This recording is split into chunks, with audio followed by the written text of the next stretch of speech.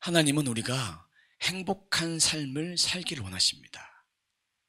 그 행복의 시작은 예수 그리스도가 함께 하시니까, 예수 그리스도가 함께 하시니까 그 행복의 시작이, 그 근원이 생명의 근원 되신 그 예수 그리스도가 나와 함께 하시니까 우리의 삶 가운데는 염려가 없고, 또 인생의 죄의 문제에 대해서 해결을 받으니까 우리 문제 가운데 매여 있지 않은 것입니다. 본질이 하나님 나라에 있으니까. 제가 이제 발음이 살짝 안 좋죠. 제가 앞에 와이어를 좀 꼈습니다. 이빨이 뭘 먹다가 이렇게 어긋나게 씹어갖고 이렇게 흔들리는 거를 한 달 정도 와이어를 끼고 있어야 되는데요. 그러니까 발음이 가끔씩 새거나 부정확해도 그냥 은혜로 잘 들어주시기 바랍니다. 제가 설교하다 보니까 계속 뭔가 새는 것 같아서 미리 말씀을 드려야 될 것 같아서 드립니다. 그랬는데 이렇게 주님의 은혜를 받은 자는 어떠한 상황이 닥쳐도 두렵지가 않은 거예요. 근데 그 상황이 인간적으로 볼 때는 두려운 상황이 될 수도 있어요. 하지만 주님이 있으니까 그곳에 평안이 있는 것입니다. 평안이란 그거에 주님으로 인해서 누릴 수 있는 축복인 거예요. 내 상황이 다 안정되었다고 해서 그때만 평안이 아니라 세상이 주는 평안은 그거예요. 잘 먹고 잘 살고, 그리고 좋은 집, 좋은 차 많이 배우고, 이런 것이 세상에서 평안이고 안정감일 수 있지만 하나님 나라의 안정감은 그런 것이 아닙니다. 주님 때문에 안정감을 누리고 주님 때문에 행복을 누리는 것입니다. 그러기에 우리는 누구와 함께 하는 것이 참으로 중요합니다. 예수님과 함께 하는 것이 참으로 중요합니다. 예수님이 주신 그 음식을 먹는 것이 참으로 중요합니다. 그 음식을 먹으니까 평안한 거예요. 영적으로 배부를 수 있고, 영적으로 충만할 수 있고, 어떠한 일이 닥쳐도 넉넉히 이길 수 있는 힘이 하늘로부터 주셨고, 우리들이 받는 그 말씀을 통해서 우리는 그 능력을 힘입어 살아갈 수 있게 됩니다. 고난이 닥쳤습니다. 사람마다 그 고난의 현장은 다릅니다. 고난의 레벨도 다르고 고난도 맞춤식으로 하십니다. 어떤 사람 물질의 노예가 되어 있으면 물질을 다 쳐버리십니다. 자존심이 세고 자아가 강하면 그 자아를 하나님은 탁 쳐버리십니다. 건강을 자신한다. 그럼 건강을 여지없이 막 쳐버리십니다.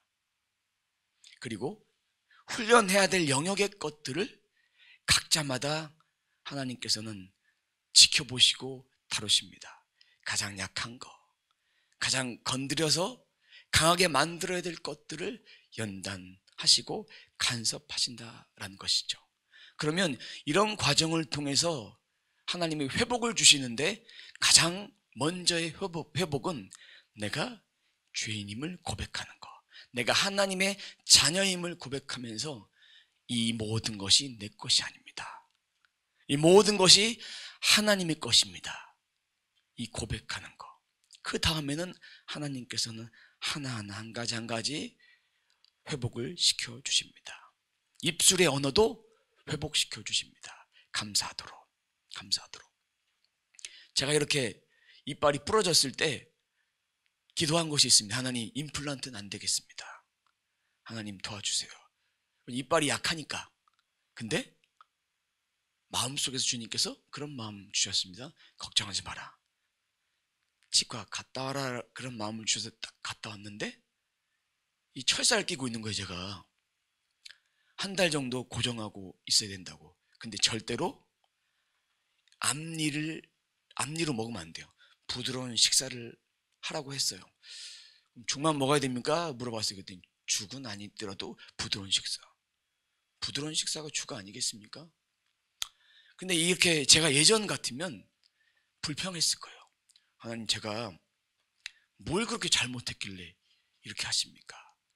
입술의 언어가 바뀐 다음에 감사하게 됐어요.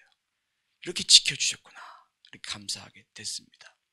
그리고 나서 이제 그런 연단을 받으면 믿음을 더해 주셔서 마지막 때에 흔들리지 않도록 강한 믿음을 더해 주십니다. 뒤에 이렇게 뭔가 우리를 지지하고 있는 받침대가 있듯이 그렇게 우리를 꽉 잡아주신 것들을 볼 수 있습니다. 지난주 말씀처럼 우리가 흔들리면 거짓 그리스도들, 거짓 선지자들의 기사와 표적에 흔들릴 수밖에 없습니다. 근데 우리는 거짓 기사와 표적이 아니라 예수 그리스도로 인해서 그분이 주시는, 보혜사가 주시는, 또 다른 보혜사가 주시는 그런 은혜로 말미암아 흔들리지 않는 거예요. 그분 안에 있으면 그분이 하신 일들을 우리도 각자의 사명을 따라서 감당할 수 있고, 그 능력의 범위는 우리는 정해놨지만 주님은 정해놓지 않으셨습니다. 각자의 그릇을 통해서 각자의 그릇대로 그렇게 쓰시는 거예요. 그런데 이런 믿음의 과정들을, 믿음의 연단들을, 고난들을 어떻게 해야겠습니까? 통과해야 합니다. 이겨내야 돼요. 돌파해야 되는 것입니다. 오늘 말씀도 마지막 때 있을 징조, 마지막 때 있을 징조에 대해서, 다시 오실 주님에 대해서 미리 말씀해 주시는 것입니다. 어떤 일이 있을까? 24절과 25절 말씀 보도록 하겠습니다. 그때에 그 환난 후 해가 어두워지며 달이 빛을 내지 아니하며 별들이 하늘에서 떨어지며 하늘에 있는 권능들이 흔들리리라. 해가 어두워지죠. 달이 빛을 내지 않고 별들이 떨어지고 하늘의 천체가 흔들리는 것입니다. 이 말씀을 보기 위해서는 지난주 본문 몇 구절을 좀 봐야 됩니다. 14절 하반절에 보면 멸망에 가증한 것들이 서지 못할 곳에 선 것을 보거든, 이렇게 되어 있습니다. 22절 상반절에 거짓 그리스도들, 거짓 선지자들, 그러니까 세상의 권력자들, 마지막 날에 심판을 받는 것이다. 사단의 권세가 마지막 날 심판을 받는다. 이것으로 끝내면 단편적인 것입니다. 조금 더 생각한다 보면 가짜는 사라지고 진짜가 온다. 거짓 그리스도들, 거짓 선지자가 사라지고 진짜가 온다. 그러니까 진짜가 오니까 가짜의 출현과 다른 거예요. 애굽 시대도 거짓 그런 기사와 표적을 행하는 자들이 있었습니다. 신약 시대도 그런 사람들이 있었습니다. 하지만 가짜와 진짜는 다릅니다. 가짜는 흉내 내는 거예요. 진짜는 표적이 달라요. 어떤 표적? 하늘이 진동하는 역사가 일어납니다. 그 모든 것들이 다 어두워져서, 모든 것들 다 제압해버려서 창조주 하나님께서, 천지의 창조주 하나님께서 권능으로 요동하는 그런 역사가 반응하는 거예요. 빛이 있으니까 반응하는 거예요. 그 모든 악한 것은 다 떠내려 갈 수밖에 없습니다. 그것이 권능, 오늘 말씀에 나와 있는 권능, dynamis. dynamis는 힘, 세력, 능력, 하늘로부터 내려오는 새로운 능력.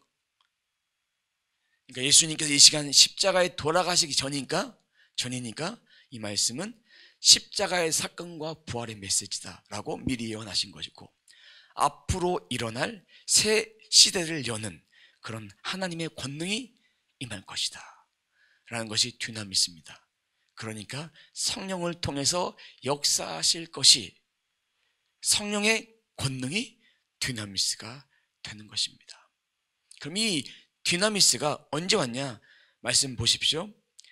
그때의 그 환난 후, 그때의 dynamis가 온 것입니다.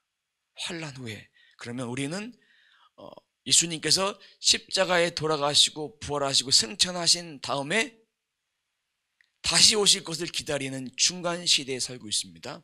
그러면 이 dynamis는 십자가의 사건과 그리고 우리가 겪어야 될, 과거에도 겪었던 그 환난과 앞으로 다시 오실 재림의 사건의 디나미스가 다 연결되어 있습니다. 그럼 이 계시의 말씀은 반드시 있다는 얘기입니다. 과거에도 있었고 지금도 있고 앞으로도 있어야 될 것이기 때문에, 실제가 되는 말씀이기 때문에 준비해라. 마지막을 준비해라. 이때에 허둥지둥하지 말고 산으로 가듯이 준비해라. 영적인 준비를 해라. 세상의 것보다 하늘의 것을 더 소망하고 하늘의 것을 더 찾는 그런 마음을 가져라 라는 얘기죠. 그럼 이 실제가 되는 말씀을 우리는 문자로 받아들이면 안 돼요. 실제가 되는 거예요. 문자로 해석하고 문자로만 받아들이면 생명이 되지 못하고 아무런 힘이 되지 못합니다. 생명이 되기 위해서는 이 말씀을 믿고 지키고 순종하고 살아내고, 이거를 계속하는 것입니다. 믿고 지키고 순종하고 살아내고 계속해서 이 말씀들 가운데에 머물러 있는 것, 그것이 필요합니다. 그러다가 환난이 오면 이겨낼 수 있어요. 영적인 근력이 생기기 때문에 환난이 오면 그냥 툭 쳐버리면 돼요. 마귀가 날 공격한다? 툭 쳐버리면 돼요. 안 좋은 꿈을 꾼다? 툭 쳐버리면 돼요. 안 좋은 생각이 내 생각에 자꾸 밀려온다? 툭 쳐버리면 돼요. 누가 나에게 부정적인 말을 한다? 툭 쳐버리면 돼요. 근데 이 힘이 없으면 당하는 거예요. 힘이 없으면 당하고 마는 거예요. 반복해서. 자, 제가 왜 본문 말씀을 계속 들이대면서 말씀을 드리냐면, 성경 해석은 이 문맥에서 충분히 다 할 수 있고, 또 성경책을 보면 너무나 친절하게 그 인용 구절이나 또 병행 구절이나 이런 그 구절들이 다 나와 있어요. 그럼 그런 구절들을 다 찾아보시면서 읽어보면, 한글만 읽을 줄 알면 다 해석이 돼요. 근데 배경이나 뭐 원문적인 뜻은 잘 모르겠지만 어떤 의미인지는 다 알 수 있습니다. 그리고 그 말씀을 또 묵상해보고, 저 같은 경우에는 한글 성경 여러 가지 번역본들을 다 수시로 이렇게 봅니다. 개혁판 예전 성경도 보고 요즘 성경도 보고, 또 새번역, 현대인의 성경, 또 지금 출판되다가 말았던 뭐 바른 성경, 뭐 여러 가지 성경들이 있어요. 여러분이 필요하시다면 제가 그 모든 성경들이 나와 있는 그런 사이트를 제가 알려드리겠습니다.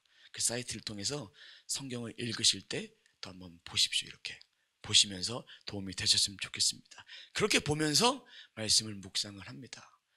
그리고 그렇게 설교 준비를 하고, 또 원문 사본도 제가 또 보면서 그런 영적인 그런 깨달음 얻습니다. 그리고 우리가 묵상을 하다 보면 영적인 깨달음이 있어요. 책에도 없고 주석에도 없는 그런 영적인 깨달음을 얻을 때가 있습니다. 하나님께서 또 다른 성경 구절을 연결시켜 줄 때가 있습니다. 그때는 잊어버리니까 반드시 다 적어 놓으셔야 돼요. 근데 그런 것이 내 개인적인 묵상과 함께 통틀어서 이렇게 충만하게 다 울거졌을 때 그것을 메시지로 저는 만들고 있습니다. 그런데 이렇게 성령의 감동을 따라서 또 주시는 그런 감동만 가지고 또 설교를 또 할 수가 없어요. 왜? 이런 것이 다 종합적으로 다 모아져서 객관적인 것이 설교의 메시지에 나와야 되기 때문에. 하지만 보석 같은 그런 개인적인 묵상 메시지도 첨가되어지고, 그래서 울거지는 거예요. 그렇게 살아내는 거예요, 말씀이. 그럴 때 말씀이 생명력 넘치는 말씀이 되는 것입니다. 모든 말씀은 영해로 해석돼서도 안 되고 해석될 수도 있어요. 어려운 얘기예요. 영적인 해석 필요하지만 영적인 해석이 100% 돼도 객관적인 것이 증명되지 않았기 때문에 약간 위험할 수 있습니다. 그러니까 이 모든 것이 다 양 날개가 합쳐져서 그 말씀을 전하는 것입니다. 그리고 그 말씀을 전할 때는 이 설교 가운데에 목회적인 그런 신앙관이 스며들어서 모든 것이 다 하나로 이루어지게 됩니다. 제가 마가복음 강해를 오늘까지 50번째입니다. 50번째인데 이 마가복음을 말씀을 전하면서 제 자신이 많이 성장했어요. 절 잘하게 하셨어요. 예수 그리스도의 능력, 듀나미스가 이제서 깨달아진 것이고 전에는 예수님 다 하실 수 있습니다 라는 그런 막연한 생각을 가지고 있었을 때도 있었지만 듀나미스 능력과 실제가 되신 예수님께서 앞으로 우리가 이 땅에서 어떻게 살아가야 될지에 대해서 다시 한번 저를 계속 훅훅 찔르시는 거예요. 듀나미스 하면서.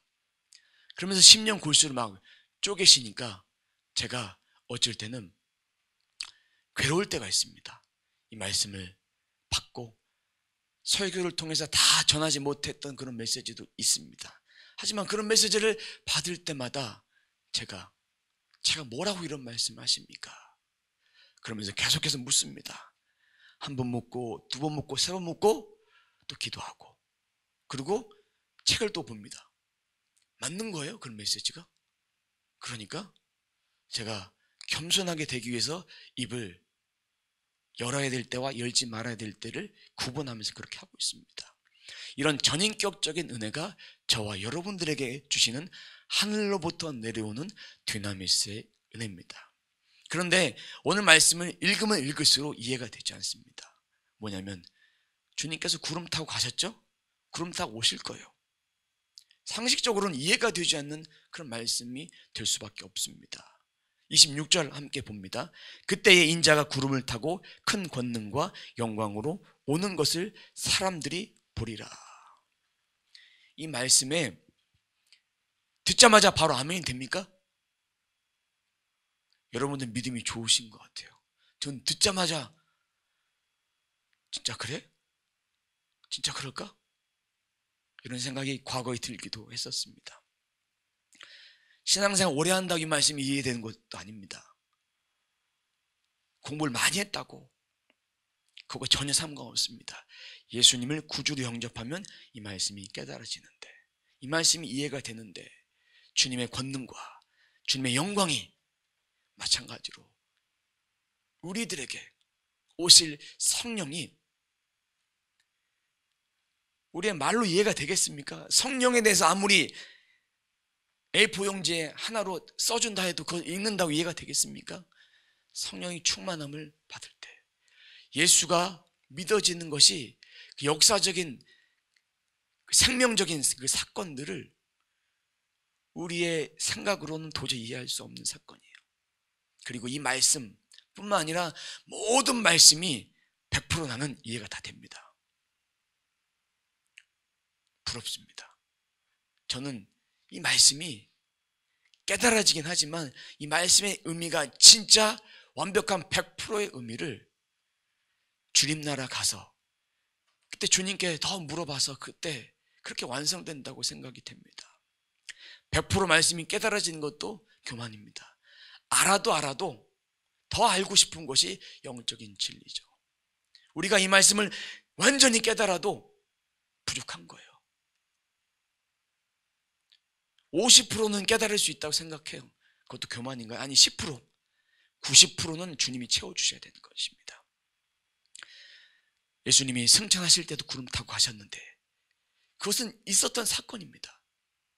구름 타고 오시는 것도 영광의 빛으로 오신 그 초자연적인 그 존재에 대한 그 사건도 제자들과 이미 함께 하셨고 동거농랑 하셨고 십자가에 돌아가셨고 그 사건들이 이루어지는 것이 성경에 기록된 것들이 이미 있었던 일이고 앞으로 일어날 일이기 때문에 영광에 오실 때에 모든 사람들이 다 보는 거예요. 모든 사람들이. 아무도 부인할 수 없습니다. 다 보게 되니까. 다 보게 돼요. 이것이 바로 말씀이 육신이 되어 이 땅에 오신 것이죠. 재림할 때 우리는 다 보게 될 것입니다. 이 권능, 힘, 세력, 능력. 근데 오늘 말씀에 보니까 큰 권능과 영광으로 오는 것을 사람들이 보리라. 이 권능은 힘, 세력, 능력이라고 말씀드렸습니다. 근데 큰 권능은 뭘까? 그 권능이 오셔서 그 세력으로 뭘 하실까요? 세상을 심판하시는 거예요. 심판하신 이유가 내가 메시아다. 그때서 악한 것이 다 떠나는 거예요. 악한 것은 항상 우리들에게 공격을 합니다. 근데 성경에 기록되어 있습니다. 마귀를 대적하라고. 마귀는 주님 오실 때에 그때 잡아서 넣어버리시는 거예요. 그 전까지는 항상 이 공중권세 잡은 자로, 정사와 권세자로서 항상 함께하고 있는 거예요. 불편한 현실이지만 우리는 그 악한 것을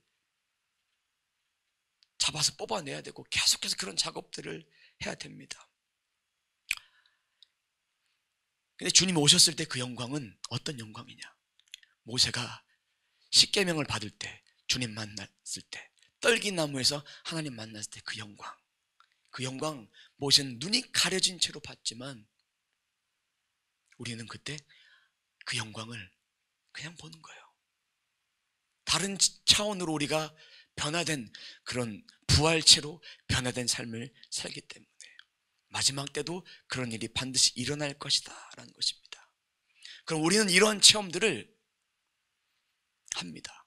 어떨 때? 말씀을 읽을 때, 기도를 할 때, 특별히 또 영의 기도를 할 때, 이렇게 우리는 그런 체험들을 합니다. 말씀 읽을 때는 이 말씀이 내게 들어와 불을 일으킬 때도 있습니다. 우리를 회개시킬 때도 있습니다. 깨달아질 때도 있습니다. 근데 이 말씀이 무엇인지 잘 모르겠는데 내 가슴 속에 툭 쳐서 아멘 이렇게 나오게 하실 때도 있습니다. 주님의 영광이 우리들 가운데 있는 것입니다. 이 말씀은 어제도 일하셨고 오늘도 일하셨고 내일도 일하셨고 항상 일하시는 그런 분입니다. 우리는 주님의 은혜가 없이는 살 수 없습니다. 마귀의 공격을 대적하지 않으면 우리는 살 수 없어요. 성경에도 보면 예수님께서 마귀를 쫓아내셨어요. 귀신 들린 자를 쫓아내셨을 때 그들이 다른 곳에서 방황을 했어요. 방황한 다음에 그들에게 다시 들어가서 그 전보다 상태가 더 피폐해지고 더 악해지고 그리고 멸망한 인생을 살아갔어요. 왜냐하면 그 속에 그리스도가 없으면, 그 속에 말씀이 없으면 아무리 기도를 해서 다 쫓아내도 또 들어온다는 얘기예요. 그리스도가 있으면 안전한 집이 됩니다.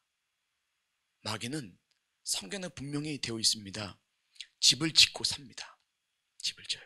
근데 예수 그리스도가 계속해서 우리 안에 있으면 그 집이 소멸되어지고 떠나가는 거예요. 근데 우리가 또 예수 그리스도를 멀리하면 또 들어오는 거예요. 본인도 모르게 공격당할 때가 있습니다. 영적인 공격을 당해서 저한테 기도를 요청하신 분들이 있습니다.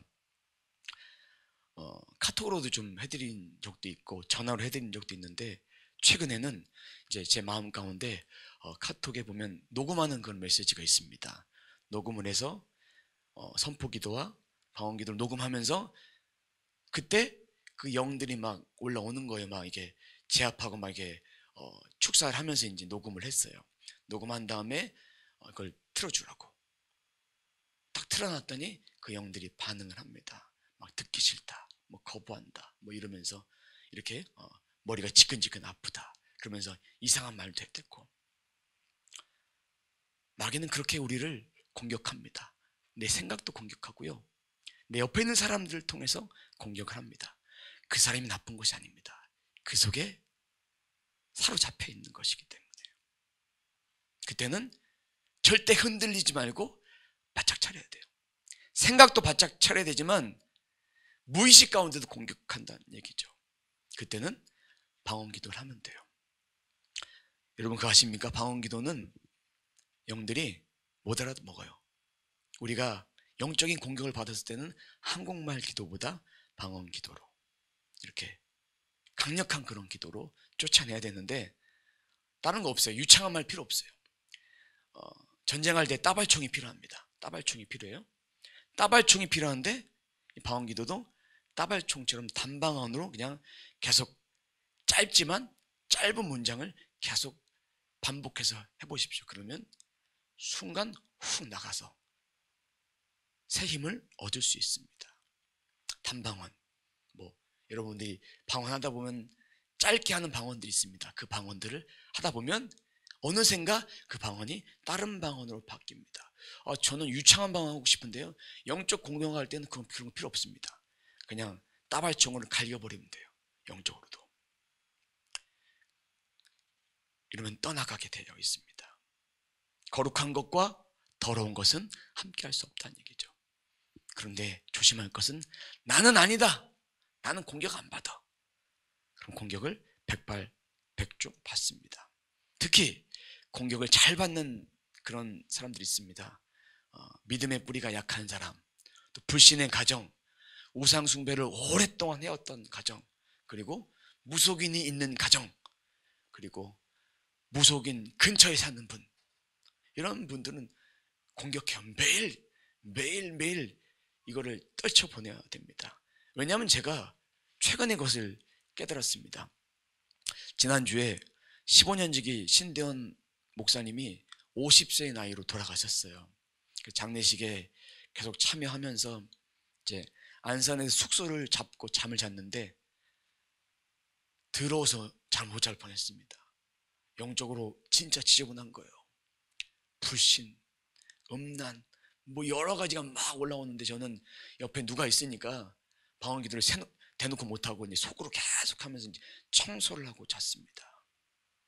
근데 저를 신대원 동기들이 그렇게 기억하더라고요. 성령파 목사, 장로교 목사인데 성령파 목사라고 이렇게 이야기하는 것이 저는 참 듣기가 좋아요. 왜? 인정하는 거니까.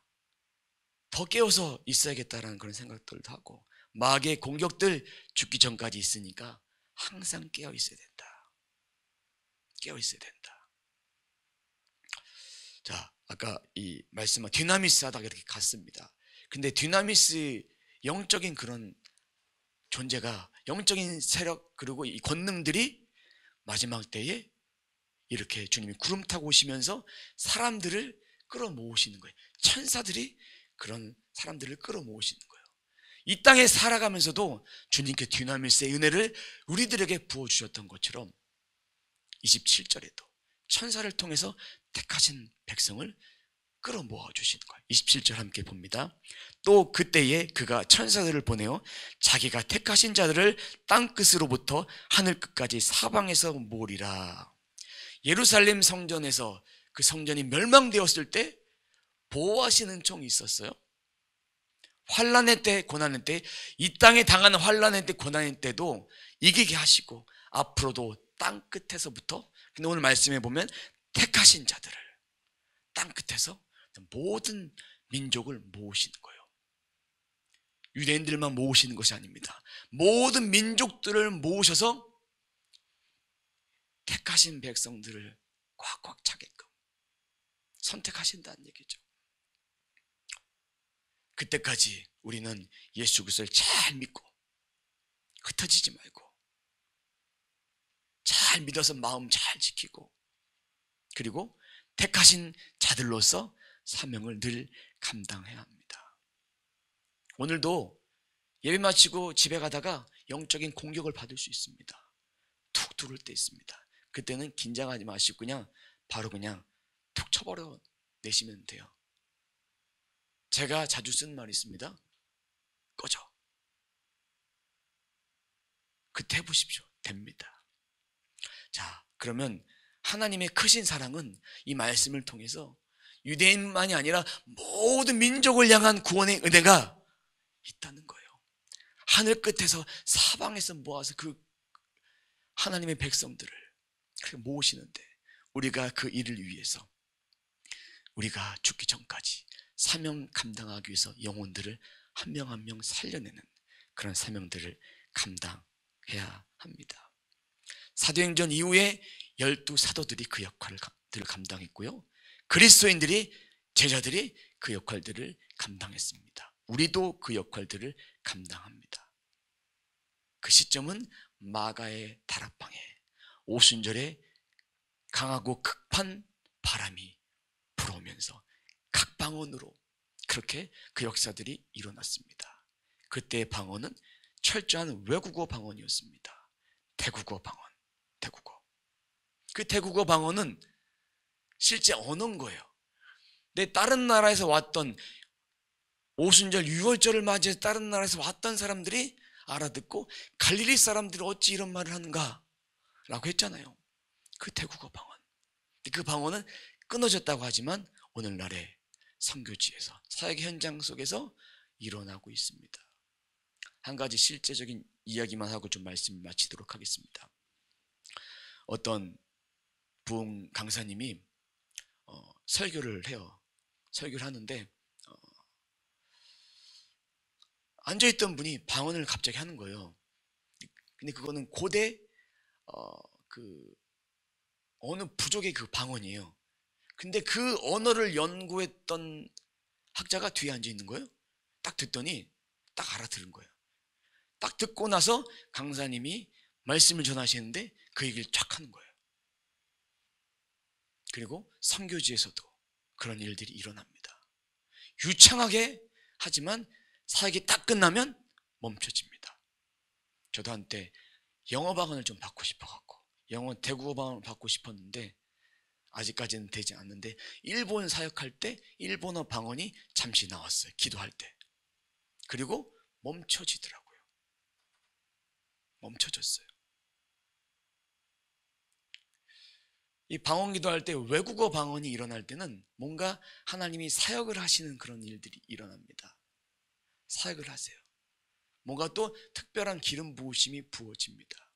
마찬가지로 고린도 전서에 있는 방언은, 그 방언은 지금도 일어나는 언어가 아닌 하나님께서 사용하시는 언어들로 지금도 사역하시는 천사들의 영의 방언으로 쓰여지고 있습니다. 이렇게 이런 성령을 받은 뒤에 폭발적인 역사가 일어납니다. 더 자세한 얘기들은 이제 계속해서 조금씩 여러분들에게 좀 전달하도록 하겠습니다. 오늘 말씀의 결론입니다. 고난의 끝은 예수님이 오셔야 끝나는 거예요.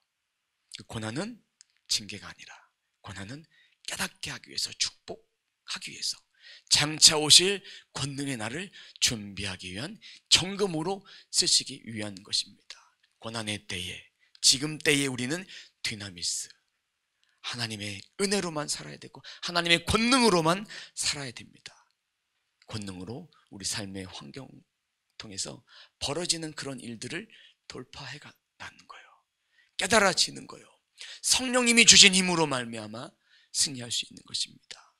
우리들의 삶 가운데 하나님이 주시는 디나미스의 은혜를 모두 다 누리시는 저와 여러분의 삶이 되시길 주님의 이름으로 축원합니다.